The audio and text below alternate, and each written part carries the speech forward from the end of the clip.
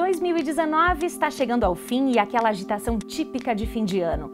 Encerramento das aulas, amigo secreto, preparação para as férias, família. Aos poucos um sentimento vai brotando e algumas reflexões vêm junto. Que sentido tem essa época para mim? Como foi minha vida nesse último ano e como eu quero que seja daqui para frente? O Outros Olhares de hoje abre espaço para conversarmos sobre o Natal, o Ano Novo, as festas de fim de ano e o significado disso tudo nas nossas vidas. Fique com a gente, o programa já está no ar.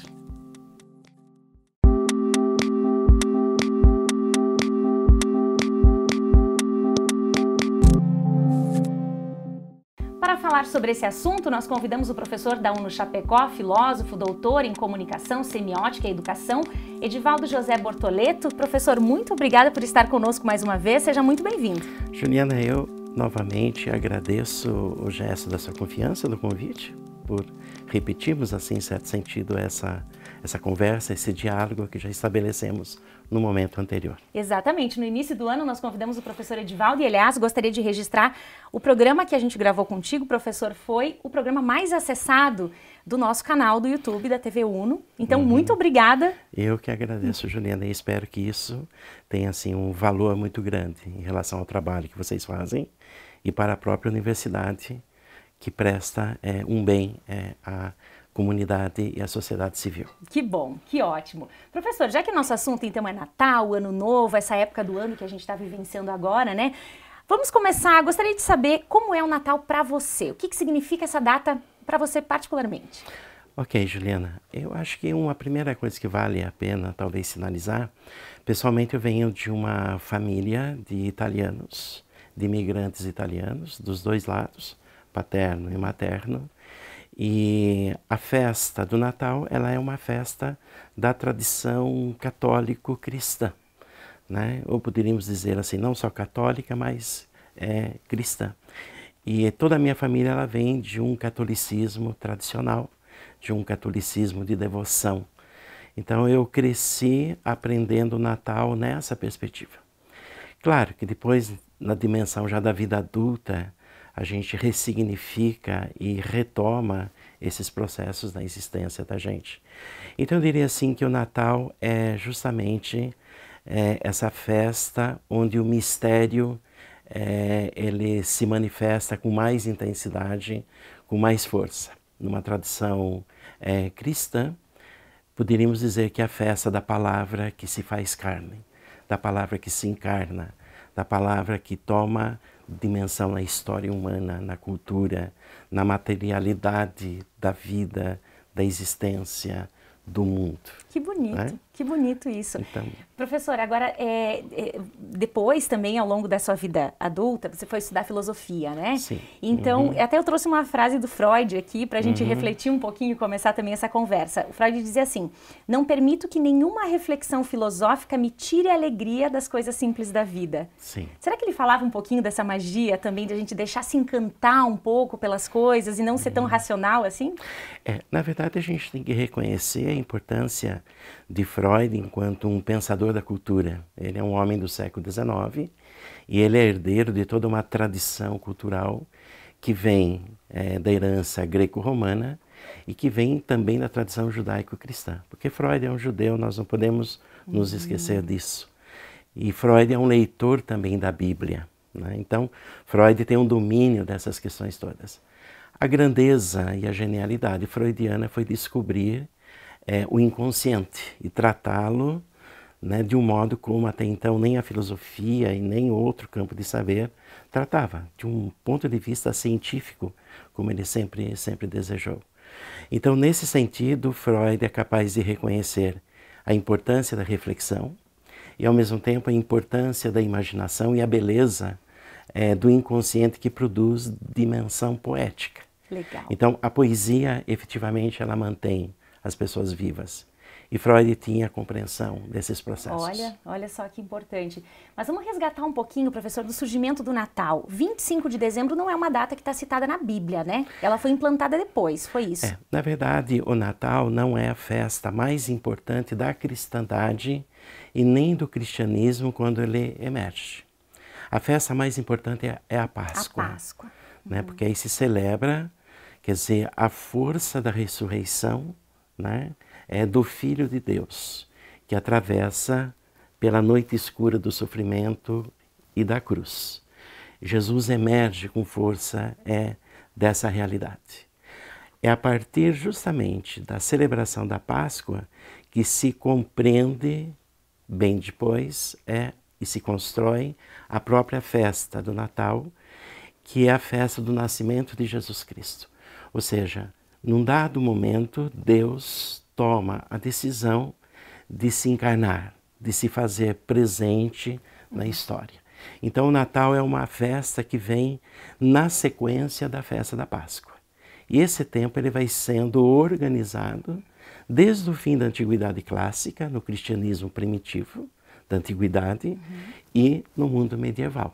Então nós precisamos entender um pouco esse processo. Interessante, como ganhou importância e cresceu, porque hoje dá para se dizer que é uma das datas, se não a data mais importante do calendário, do ponto de vista da movimentação em torno dela, né? Sim. É o Natal, né? Isso, porque na verdade a localização da festa do Natal no dia 25 de dezembro é uma forma de suplantar uma festa romana que já existia nesse período, né? Dedicado a um deus persa, um deus chamado Mitra, que simbolizava justamente a realidade do sol.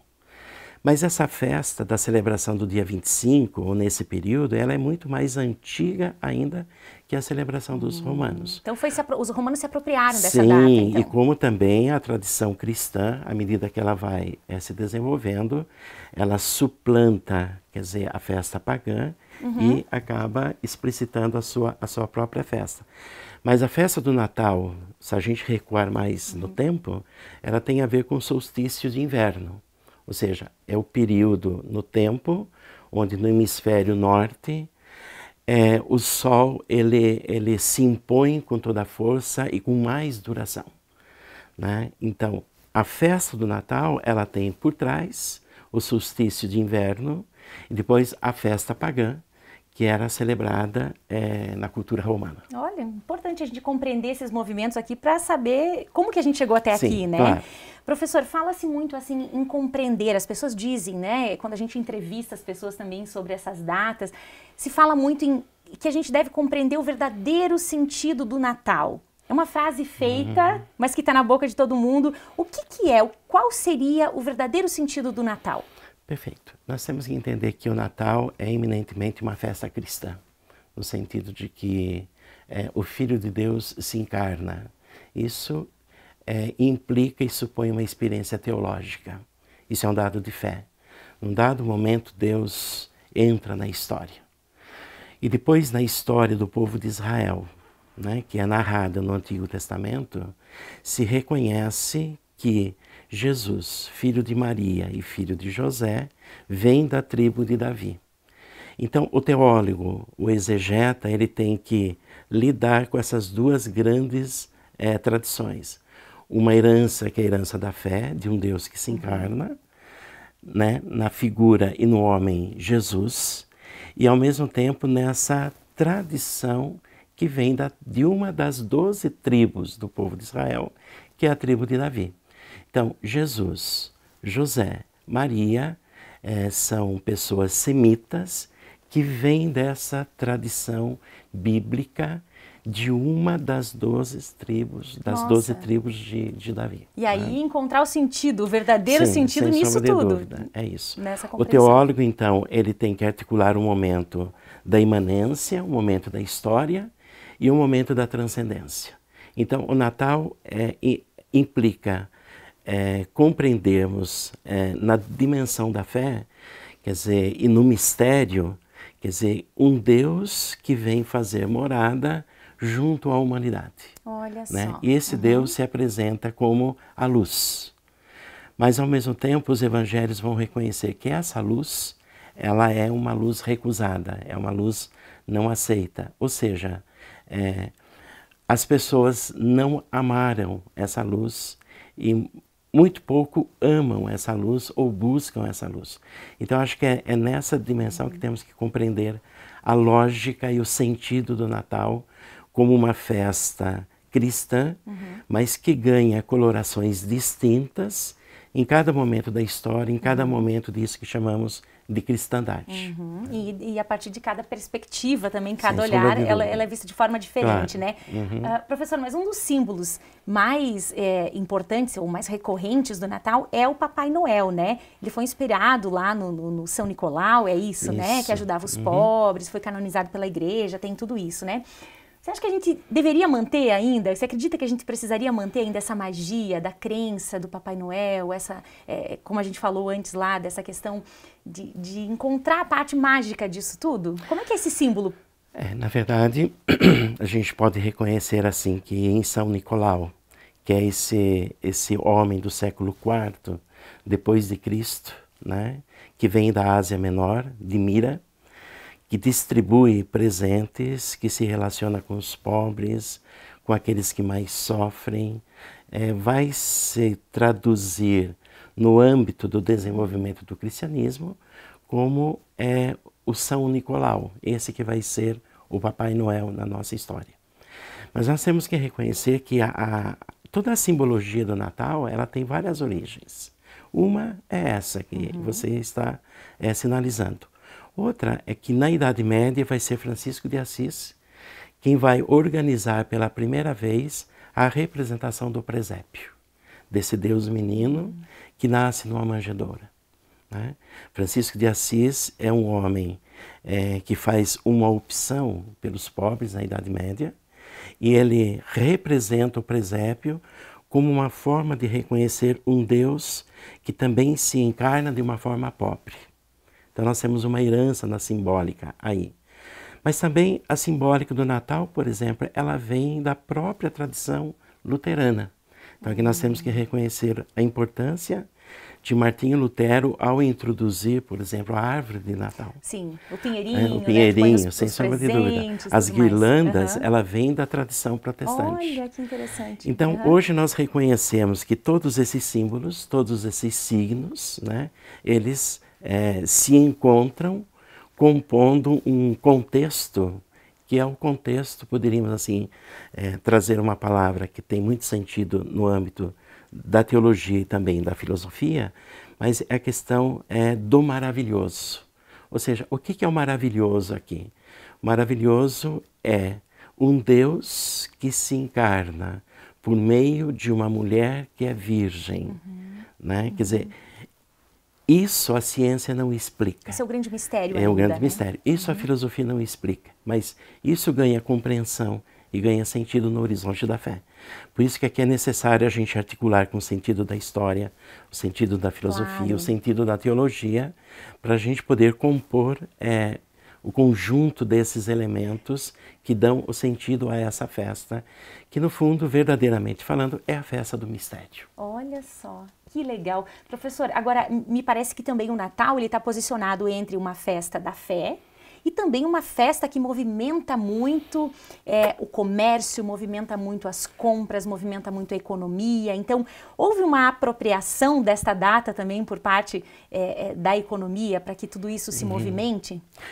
Então, Juliana, acho que nós temos que reconhecer assim, a festa do Natal, ela vai sendo organizada e perspectivada a partir da festa da Páscoa, desde o fim da Antiguidade Clássica e no contexto da Idade Média. Essa é a ideia que nós não podemos perder de perspectiva. Portanto, nós temos que ter como referência aqui o tempo do homem medieval. E o tempo do homem medieval é o tempo de Deus. Mas é o tempo também da natureza, é o tempo da agricultura, é o tempo da cidade, é o tempo dos mercadores, é o tempo do senhor feudal, é o tempo do servo. Então é dentro dessa lógica, efetivamente, que nós temos que entender.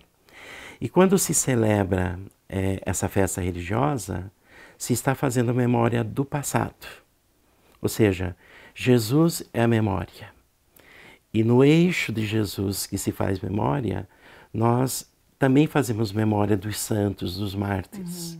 Então nós temos que perspectivar isso na dimensão de uma temporalidade que é a duração do homem medieval. Porque não é só cristã, mas é muçulmana, é pagã, é judaica. A Idade Média tem várias durações. No mundo contemporâneo, nós perdemos e estamos perdendo essa duração. Por quê? Porque a duração do tempo agora é a duração do tempo que é regido pelo mercado. Aqui significa que nós estamos vivendo nesse contexto uma mudança de sentido da festa do Natal. Não é mais a memória desse Jesus que nasce, né? Nós não fazemos mais a memória desse Jesus, porque a festa hoje do Natal que vem com força é muito mais a festa, poderíamos assim dizer, do mercado. Entendi. Talvez por isso essa tentativa de se resgatar o verdadeiro sentido do Natal, quando se fala essa frase, seja essa tentativa de relembrar o nascimento. Porque, na verdade, veja, nós não podemos ignorar que o nosso tempo, que é o tempo do mercado, no contexto maior do horizonte do capitalismo, esse Deus que se celebra já não é mais o Deus do mistério, o Deus da fé, sobre o qual e a partir do qual nós fazemos reverência e nos ajoelhamos. O Deus que vai emergindo agora, e aqui nós poderíamos seguir refletindo, é isso que a gente pode chamar do Deus do mercado. Ou seja, o tempo não é mais o tempo da memória, mas é o tempo onde o tempo é o dinheiro. Time is money. Né? O tempo é dinheiro. E o Deus é o Deus do mercado. No dólar está inscrito: In God we trust. Em Deus nós confiamos. A pergunta que nós precisamos fazer é: que Deus é esse que nós confiamos hoje, que nós celebramos? É esse Deus verdadeiro que se revela sempre na dimensão do mistério? Ou é esse Deus do mercado que nós precisaríamos refletir um pouco mais e cuidadosamente? Ou seja, o tempo do mercado é um outro tempo. Olha só. E nesse sentido, a festa do Natal parece-me que vai sendo suplantada, melhor dizendo, ela vai suplantando a festa do Natal. Ou seja, a festa do Natal ela vem identificada com a questão do dinheiro, com a questão da mercadoria, com a questão do consumo e todos esses elementos que precisaríamos pensar. Olha, professor, agora você nos deu aí elementos para entrar 2020 inteiro pensando, né? Sim, e refletindo, claro. E é esse o propósito também do Sem programa, sombra de né? dúvida. Nós vamos fazer uma pequena pausa agora e já voltamos a conversar, então, sobre essa época do ano. Vamos falar um pouquinho mais sobre o Ano Novo, toda a simbologia envolvida também. Segura aí que a gente já volta, o intervalo é rápido.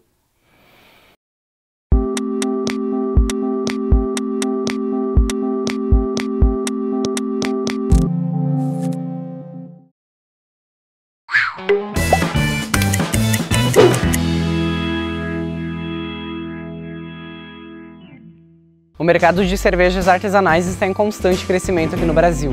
Dados divulgados pelo Ministério da Agricultura, Pecuária e Abastecimento apontam um crescimento de cerca de 9.000 produtos por ano, cerca de 13 produtos para cada marca.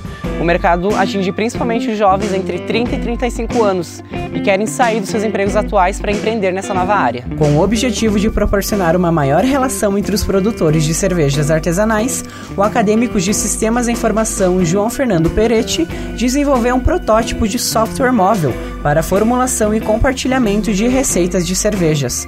A plataforma escolhida foi o sistema Android, devido sua grande abrangência entre os dispositivos móveis, o que possibilita que o aplicativo seja utilizado por grande parte da população. A indústria cervejeira brasileira produz cerca de 14 bilhões de litros de cerveja por ano e atualmente emprega 3 milhões de pessoas. Eu sou Taivan Bete, CEUNO Ciência. Até a próxima!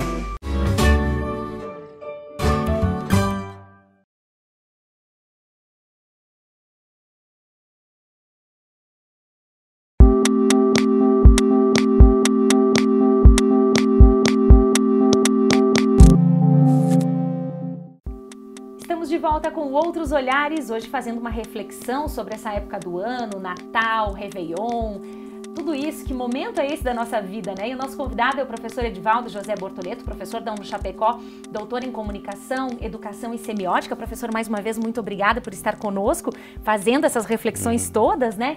E para a gente fechar nossa conversa do bloco anterior, queria que você colocasse aí a sua posição e fechasse essa análise do mercado e do Natal, né? Qual é a ligação entre essas duas questões, o Natal e o mercado? Juliana, acho que nós não podemos nos esquecer a contribuição que alguns pensadores vão dar e oferecer para a gente entender o horizonte no qual nós nos movemos. E nós não podemos deixar de reconhecer que o capitalismo ele se impõe com toda a sua força e com todos os seus tentáculos.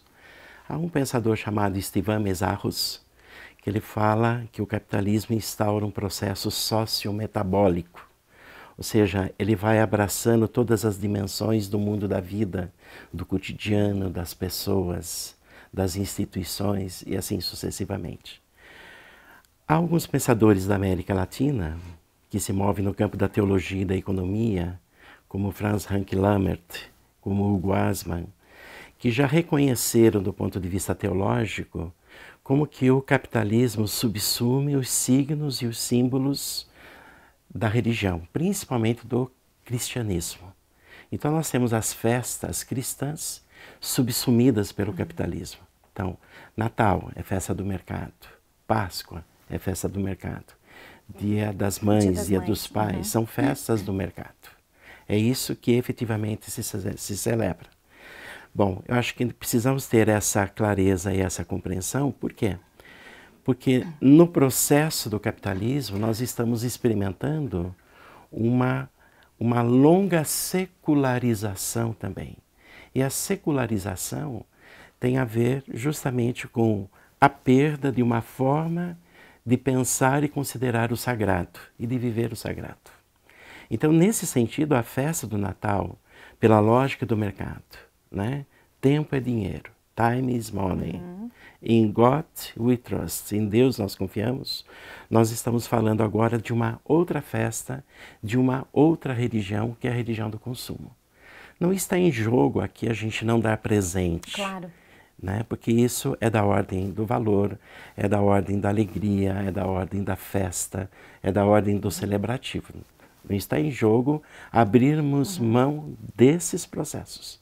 Mas o que está em jogo é reconhecermos que essa festa do sagrado, do mistério, do maravilhoso, ela vai sendo substituída por uma outra festa que agora não é mais o Deus da fé, mas é o Deus do mercado. Entendi. Né? Quer dizer, então, se celebra, se cultua agora um outro Deus. Isso é o que nós presenciamos efetivamente no cotidiano, nas propagandas, nas publicidades, etc, etc. E quando a gente reflete sobre isso, a ideia não é que se mude, né, professor? Ou então se aponte, olha, isso é certo, isso é errado. É apenas uma reflexão e uma análise sobre esse momento que a gente vive, né? Sem sombra de dúvida. Agora, já pegando o gancho, e o Ano Novo, né? Falando um pouquinho dessa virada do calendário, o que significa, qual é o sentido, então, de a gente celebrar o Ano Novo? Então, nós poderíamos dizer assim, que o tempo do Natal, ele vai do Natal à Epifania, né? Quer dizer, ou seja, quando Jesus, no presépio, enquanto menino, esse Deus criança, se manifesta aos reis, se manifesta, portanto, a todos os povos. Esse período, mais ou menos de 12 dias, já era celebrado antes da festa do Natal como a preparação da passagem de um tempo para um outro tempo. Né? Então, a festa do Natal e a festa de Reis, ela vai suplantar uma festa pagã, onde as pessoas comemoravam, onde as pessoas se presenteavam. Portanto, já havia essa ideia, né, de passagem de ano.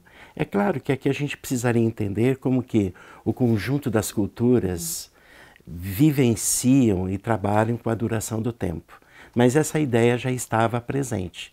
E nós continuamos hoje, né, com essa ideia da passagem sempre de um ano novo. Mas, como nós estamos agora no tempo do capital, nós não olhamos mais para trás no sentido de fazer memória. O tempo do capital implica em olhar para frente. Né? Então, todas as formas de comemoração, e veja que a ênfase não é mais no Natal, a ênfase é no Ano Novo. Né? Quer dizer, é o Ano Novo que é celebrado, pelo menos no mundo ocidental, com as suas grandes festas. Ele vem com mais força. É esse Ano Novo que explode, por exemplo, nos meios de comunicação, na TV, onde a gente pode ver desde a outra ponta do mundo, no Oriente, até o nosso contexto, como vai se dando essa virada de tempo. Essa sequência. Essa Agora, sequência. Os povos, as civilizações, historicamente, elas sempre comemoraram essa virada de calendário, essa virada no tempo, ou esse marco dos ciclos, isso vem lá de trás? Isso, na verdade, a gente vai encontrar, por exemplo, entre os povos romanos, entre os povos gregos, essa não ideia de tempo dividido em semana.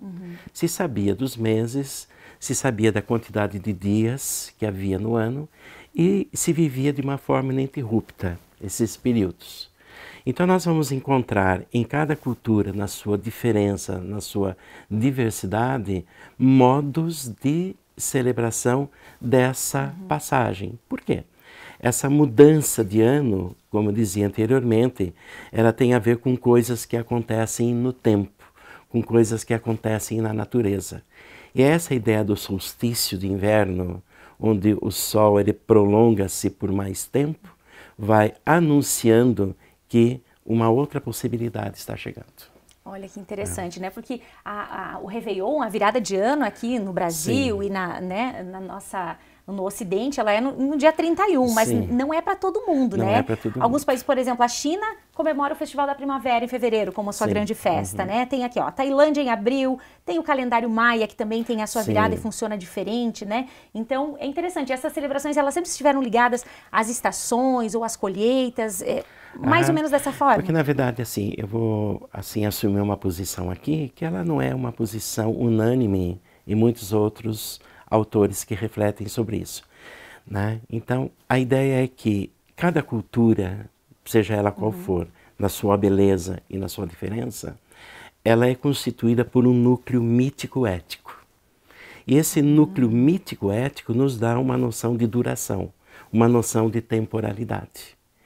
Então, entrar numa outra cultura é reconhecer esse núcleo mítico-ético que constitui e que forma essa cultura. Essa ideia que eu estou aqui sinalizando, ela já é formulada por um filósofo francês chamado Paul Ricoeur, mas ela também é formulada e subsumida por um filósofo latino-americano chamado Henrique Dussel. Eles reconhecem que as culturas elas têm o seu tempo de duração.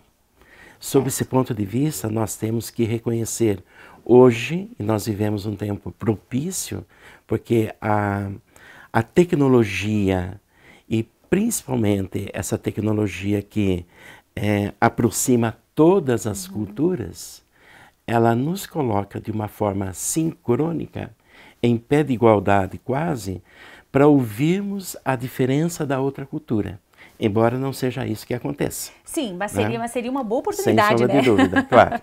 Professor, agora também falando um pouquinho do ponto de vista religioso, né? As religiões também enxergam essa virada no calendário de maneiras diferentes, né? A gente tem, assim, os símbolos que envolvem o cristianismo em relação à virada de ano, tem os símbolos das religiões de matriz afro, que também fazem as suas devoções lá, a Iemanjá, aquela coisa toda, né? Então, como que as religiões também observam? Como é que você enxerga isso, assim?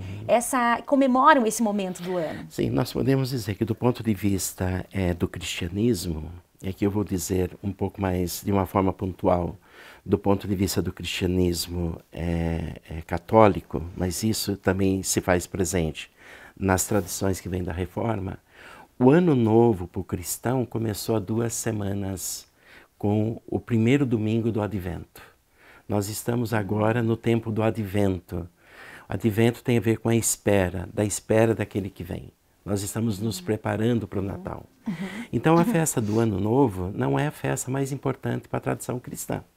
Porque a tradição mais importante para o cristianismo é esse tempo do Advento, onde nós já ingressamos no Ano Novo e estamos na recepção, na espera, na expectativa desse maravilhoso que é o Filho de Deus. Agora, para outras culturas, na verdade, isso vai se impondo, né, considerando as especificidades que cada cultura tem. Mas nós temos que reconhecer hoje que essa festa do Ano Novo, ela também vem engatada na própria lógica do mercado. Certo. Então, de um modo ou de outro, ela quase que, se não, ela uniformiza esse processo da temporalidade enquanto um todo. Tanto que a gente fala as festas, né? Sem sombra de dúvida. Interromper, as festas de fim de ano. Claro, é uma tentativa de dar uma certa unidade, uma unificação temporal para todas essas diferenças. Agora, tem um certo sentido também quando a gente olha para essa virada do calendário e pensa, e para pensar. E para refletir. Isso a gente sentiu também conversando com várias pessoas agora, preparando reportagens, preparando matérias especiais de fim de ano. A gente sentiu que as pessoas param ainda para refletir. O que eu fiz nessa época da minha vida, nesse último ano? Como eu quero ser daqui para frente? Então, além de uma virada de calendário, o ano novo ele também tem uma representação de pensar sobre a vida, né, professor? Como é que você enxerga isso? Claro, na verdade, a vinda de um tempo novo, ela sempre está ligada com uma expectativa interna de que as coisas vão ser diferentes da maneira como elas aconteceram. Se nós percebermos e olharmos para cada ano e para essas sucessões de anos, nós vamos ver que as coisas se repetem. Há uma certa repetição. Mas a ideia é que há no núcleo antropológico do ser humano uma expectativa de que possa vir um tempo vindouro que seja um tempo melhor daquilo que passou. Tem um otimismo implantado aí? Há um otimismo implantado. Esse otimismo, ele é interessante, porque ele nos coloca dentro de uma dimensão celebrativa, mas ele também pode ser um obstáculo no sentido de entender que, em última instância, a vida ela é constituída de um realismo que não implica em deixarmos de reconhecer que existe dificuldade, que existe dor, que existe sofrimento. Então, esse otimismo ele é saudável e é interessante, sem sombra de dúvida, desde que não percamos, quer dizer, essa dimensão real da própria existência humana, que em última instância a existência ela é constituída pelo trabalho, ela é constituída pelas posições justas diante da existência. Nesse sentido, a existência postula aspectos estéticos, aspectos éticos. E isso não significa que as coisas venham do céu ou sejam construídas com facilidade. Claro. Né? Mas é verdade que nesse tempo de passagem, quer dizer, o que está em jogo é essa dimensão da festa. Agora, como celebrarmos e comemorarmos e estabelecermos proximidade nas diferenças, sem perdermos a dimensão da solidariedade, da ajuda mútua, a dimensão da compaixão pelo outro.